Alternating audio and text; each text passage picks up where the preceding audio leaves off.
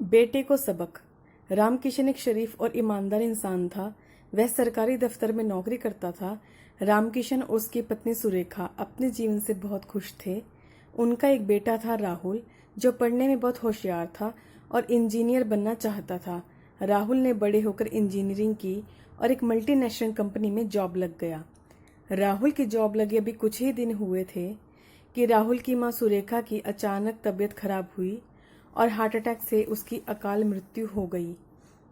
सुरेखा के मृत्यु से सारा घर बिखर गया। रामकिशन सुरेखा की अचानक मृत्यु से टूटता गया। इस कठिन समय में राहुल ने अपने पिता को अच्छी तरह संभाला था। कुछ महीनों बाद रामकिशन अपने जीवन में व्यस्त होने लगा। अब रामकिशन रिटायरमेंट ले चुका था। राहुल अपने दफ्तर में काम करने वाली प्रियंका नाम की लड़की को बहुत पसंद करता था। उससे वह शादी करना चाहता था। रामकिशन को जब यह बात पता चली तो उसने उन दोनों की शादी करवा दी।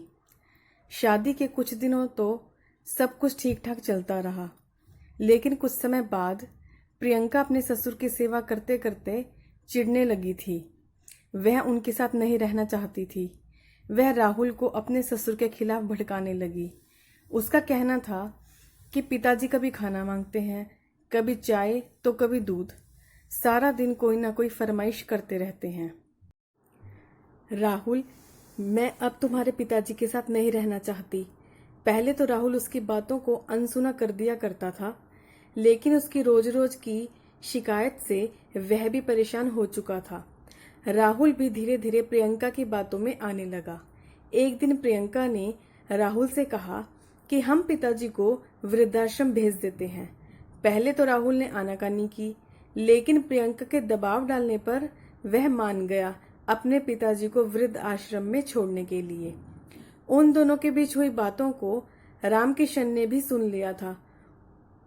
उनकी इन बातों को सुनकर रामकिशन दंग रह गया और उसे बहुत दुख हुआ। अगले दिन सुबह जब राहुल अपने पिताजी से वृद्धा आश्रम के बारे में बात करने गया तो रामकिशन ने उन दोनों को ट्रेन की टिकट पकड़ाते हुए कहा कि तुम एक हफ्ते के लिए घूम कर आओ। तुम दोनों शादी के बाद कहीं भी घूमने नहीं गए हो। राहुल ने वृद्धाश्रम की बात अपने पिताजी से नहीं की और राहुल और प्रियंका एक हफ्ते के लिए घूमने के लिए चले गए। जब दोनों वापस आए तो उन्होंने अपने घर के बाहर एक सिक्योरिटी गार्ड को देखा।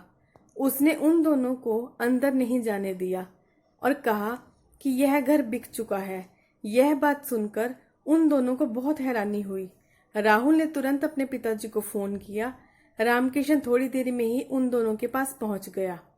राहुल पिताजी से पूछा कि पिताजी, क्या आपने इस घर को बेच दिया है?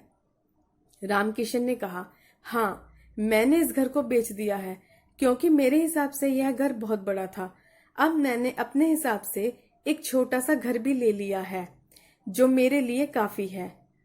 और उसने राहुल को एक चाबी पकड़ाते हुए कहा कि मैंने तुम्हारे लिए एक घर किराए पर लिया है और यह उस घर की चाबी है। तुम दोनों वहां जाकर रहो। रामकिशन ने राहुल और प्रियंका को बताया कि तुम दोनों के बीच उस दिन मुझे वृद्धाश्रम भेजने की बातें मैंने सुन ली थी। यह बात सुनकर राहुल और प्रियंका को बहुत शर्मिंदगी हुई। उन दोनों ने अपनी गलती के लिए रामकिशन से माफी मांगी। वह दोनों फूट फूट कर रोने लगे। रामकिशन उन्हें बिना कुछ कहे ही वहां से चला गया। कहानी से शिक्षा: बेटे और बहू का अधिकार केवल माता पिता की सेवा करना होता है। दोस्तों,